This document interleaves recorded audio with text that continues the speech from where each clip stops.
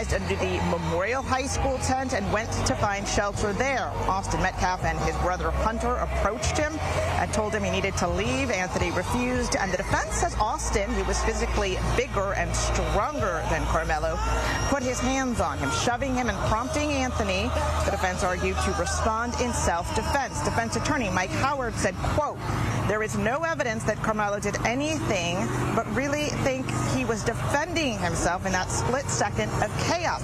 The prosecution, on the other hand, said Karmelo revealed his intent when he brought a knife to a track meet. They also argued it was Karmelo who provoked that argument by coming into an opposing team's tent, refusing to leave, and then escalating that argument into deadly force by stabbing Austin Metcalf through the heart. Prosecutor Bill Gursky said, quote, "This is one of those rare cases where every important fact can be boiled down to one sentence.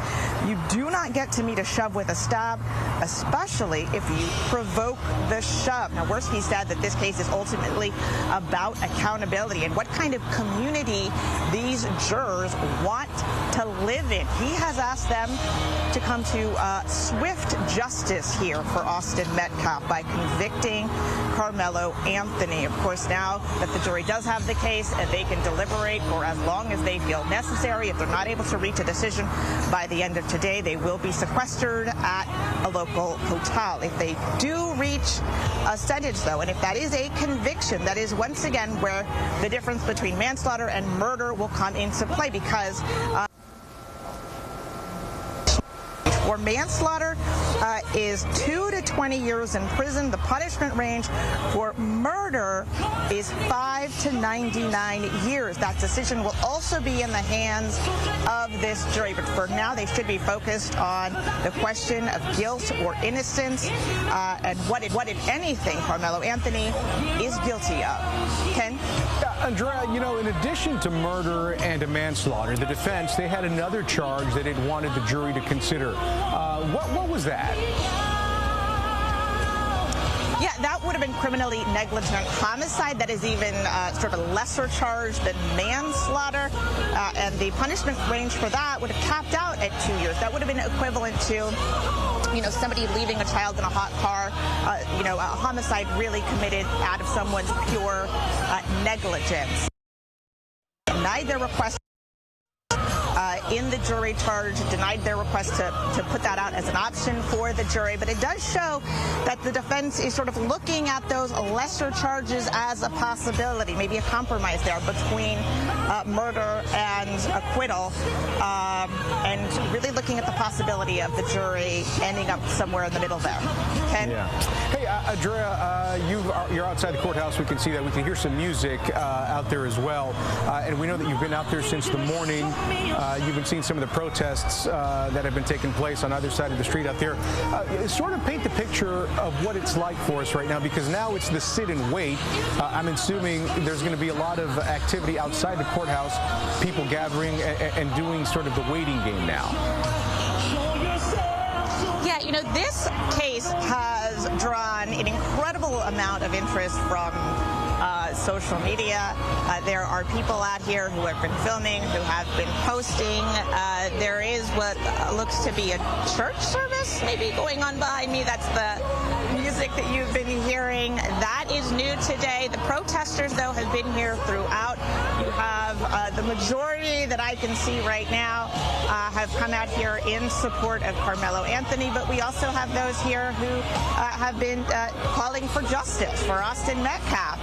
There is a lot of people spread out today. Security is elevated. We have the Collin County Sheriff's Office with deputies patrolling this area, jumping in on other days, but we have seen some sort of clashes between the two sides. This morning, though, it's been fairly peaceful, but there are a lot of people and a lot of people filming and some putting on a bit of a show. Drew, we know that the judge in this case, he made it a point to work through the weekend, did not want to prolong this any more than it needs to. I know that you mentioned that they have a hard deadline of 4 o'clock today. If a verdict isn't reached, then they'll be sequestered, sent to hotels they'll pick up in the morning. But what sort of sense do you get from the speed at which all of this is moving, some of the tight deadlines that were set and adhered to here in all of this, does that speak to you think, in your opinion, a process to just kind of get this done quickly, not linger and not let more of the tensions rise? Because we know that every day that this case has been going on, that this trial has been heard, we see that the tensions get hotter and harder. Do you think maybe that was a tactic in all of this, to stick to some strict deadlines by the judge? Well, the 4 o'clock deadline refers more to whether we'll be moving to sentencing today or not. So if a conviction is reached before 4 o'clock, we may see the sentencing phase begin today. If it's reached after 4 o'clock, and again, if it is a conviction, we could see sentencing pushed to tomorrow. The judge has said that the jury can stay here into the evening as long as they want. I think my sense has been that he is most concerned with doing things the right way and making sure that this is a decision that will stand, that this is a decision that is fair, that the rules are followed. So I think there has been some desire to avoid rushing things and doing things incorrectly. I think the priority is letting things take as long as they need to and getting it right, whatever that may be. So we do have some logistical deadlines in terms of whether there's going to be a hotel booked for the jury this evening. Right. It's not necessarily pleasant for a jury to stay sequestered 1 night, 2 nights, 3 nights. That may have some internal pressure for the jury in terms of just having them want to get this over with. This trial has been an emotional one. They've had to look at, disturbing pictures. They've had to hear disturbing testimony. But I think everybody wants to make sure that whatever happens, the conclusion is the right one. Okay? Yeah, and Andrea, to your understanding, how is this going to play out once a verdict is reached? Because we heard that there may be some sort of a 20-minute warning. Everyone will be ordered back into the courthouse. Kind of walk us through this, through your experience in covering trials like this, and also based on the information that you have specifically pertaining to this trial. How do you think that'll look like once we eventually and inevitably do get to that point where a verdict is reached? Right, yes. So the jury, once they have reached a verdict, they will tell the court that they have reached it, and the court will sort of announce that to the attorneys, to both sides, and to the media that has been credentialed to cover this trial, to the families, to the involved parties. We've been told it'll take probably about 20 minutes, and everybody is staying very close, waiting to see if that verdict comes today. But we've been given an estimate of about 20 minutes for everybody to gather. Again, both sides will need to be there. Karmelo Anthony will need to be there. The Metcalf family will have the opportunity to be there. The credentialed media will have an opportunity to be there. And so it should take about 20 minutes for people who are in the area to get back into the courtroom, to get seated, for the jury to come out and read their verdict. And again, at that point, it will depend on what that verdict is. If it is an acquittal, that's it. Things end. If it is a conviction, whether that be for manslaughter or murder, we will move into sentencing. If that conviction, again, if there is a conviction, if that conviction comes after 4 o'clock, we'll probably see a break for the day and come back tomorrow for sentencing to begin. If it comes before 4 o'clock, we could see sentencing begin already today, and both sides will again be able to present arguments for whatever sentence they'll be asking for. I certainly get the sense, Andrea, that this is moving right along. I mean, the fact that they worked through the weekend, the testimony was heard, to me kind of signals that they are trying to stay as on track as possible, limit any kind of distractions possibly, and as you mentioned, obviously keep the judicial process intact and make sure that everything is fair, that everything is correct. Obviously, I think everyone involved is trying to avoid a mistrial in all of this.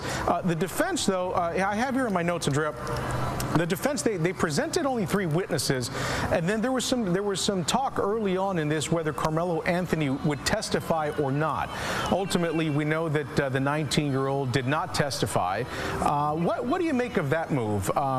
Did you feel at all that maybe the defense was going to go a little longer? Because I think in the eyes of a lot of folks who are following this, they thought it was kind of a quick wrap with only 3 witnesses and then not having Karmelo Anthony on the stand. Any thoughts on that? you know, it's rare to see, just from my experience, to see a defendant take the stand. I know attorneys I've spoken to often advise against it. The jury is not allowed to hold that against the defendant. They are warned by the judge not to hold it against the defendant because they do have a right to remain silent, as we well know. In terms of the number of witnesses that are put forward, you got to keep in mind the defense does not have the burden of proof here. The prosecution has the burden of proof. The defense only has to, you know, show that there is some reasonable doubt there. So generally we do get more witnesses from the prosecution. You also have to keep in mind that when the prosecution puts forward their witnesses, we get that cross-examination from the defense. So the defense is able to in some way make their case through the first part of the trial, through that cross-examination. We saw some of their questions bring up this idea of self-defense, really call into question some of what the prosecution was presenting. They questioned whether the video that the prosecution brought forward really showed anything at all. They questioned the perspective of the witnesses that came forward. So we did, even when it wasn't the witnesses that the defense was calling, we still saw some of their argument being presented throughout. And again, when it comes down to it, it's all about whether the prosecution has made its argument or not the defense. Okay? Yeah. And Andrea, for folks who are just joining us, I just want to bring up one other point that you had mentioned. I think it's important to point this out because what I want folks to understand here is what the jury right now is deliberating is one of three options, as you mentioned. It's whether Karmelo Anthony is guilty or not of murder, guilty or not of manslaughter, or an acquittal. And what's interesting here is the differences in sentencing guidelines for each of these charges.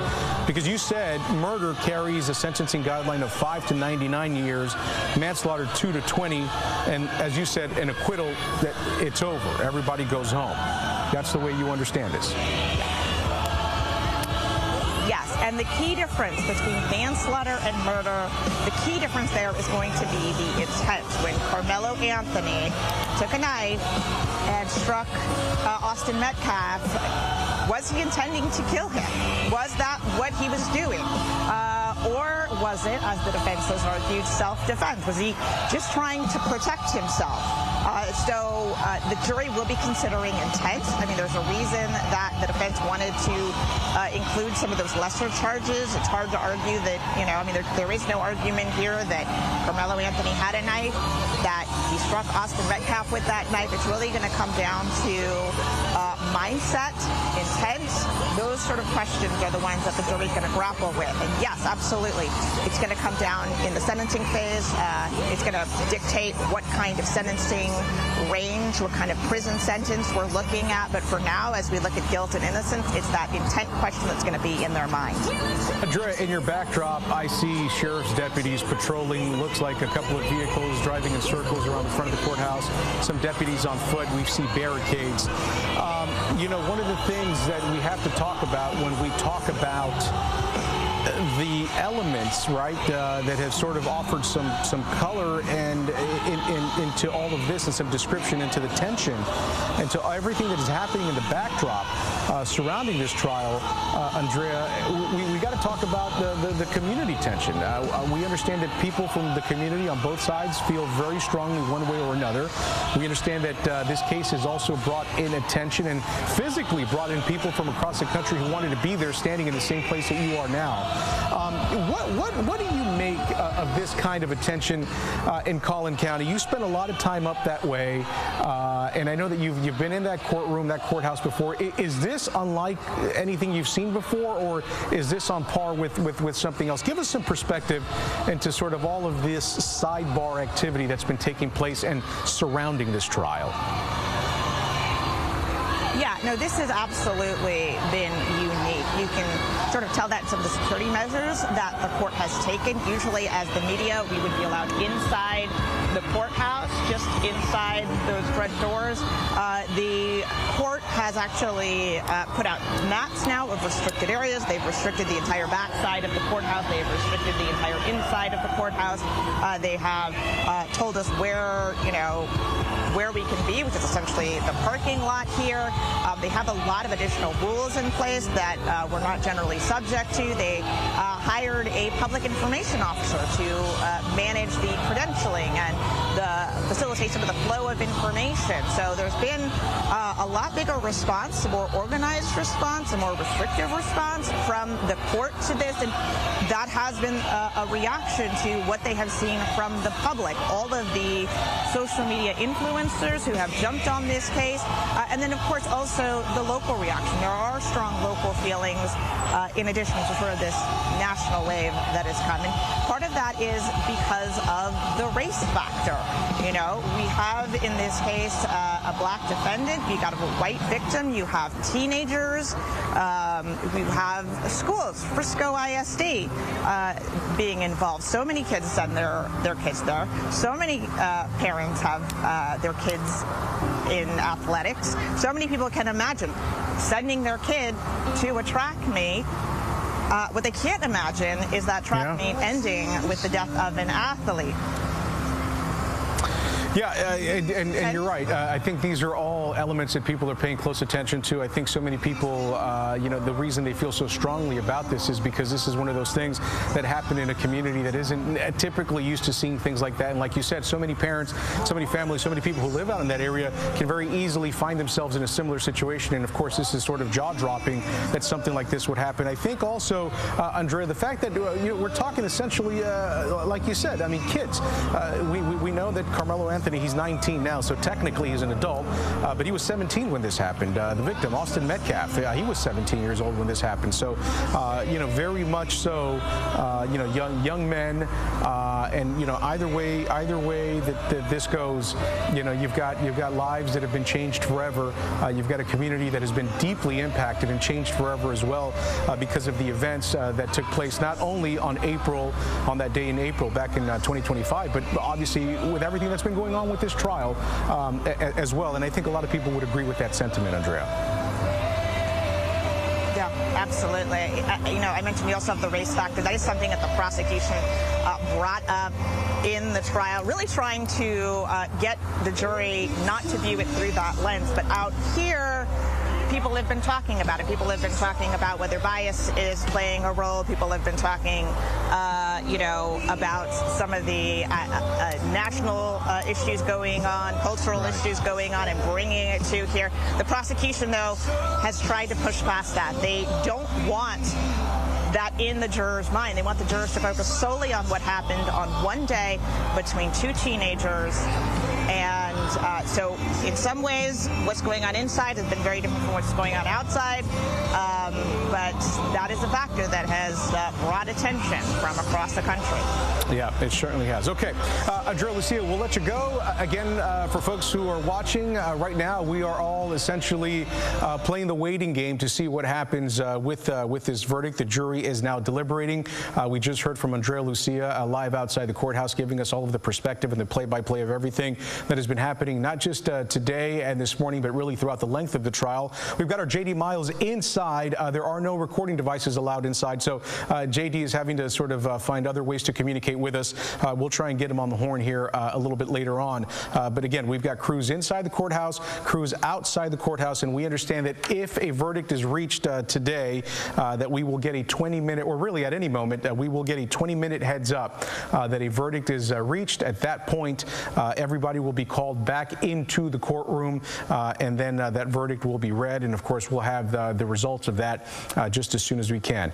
But again, we are following very closely the trial of Karmelo Anthony, charged with first-degree murder in the stabbing death, the 2025 stabbing death of Austin Metcalf. His defense claiming that this was all all a result of self-defense.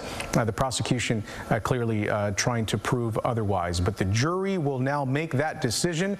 That determination will come from a jury of 12 inside the Collin County courthouse, the courtroom there in McKinney.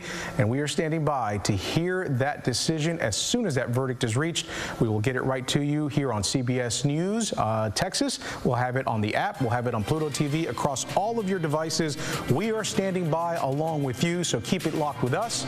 We'll get you the latest info just as soon as we get it. That's our promise. I'm Ken Molestina. Thanks for watching.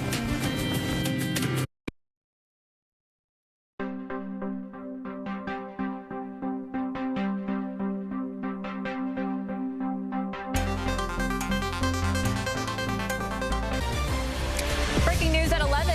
The jury has the case that has garnered national attention, the Frisco track meet stabbing trial. The jury soon to decide whether Karmelo Anthony is guilty or not guilty in the killing of Austin Metcalf. In the future of Dallas City Hall in limbo, new developments unfolding this hour as a lawsuit has been filed to try and block an important vote by the city council. This is CBS News.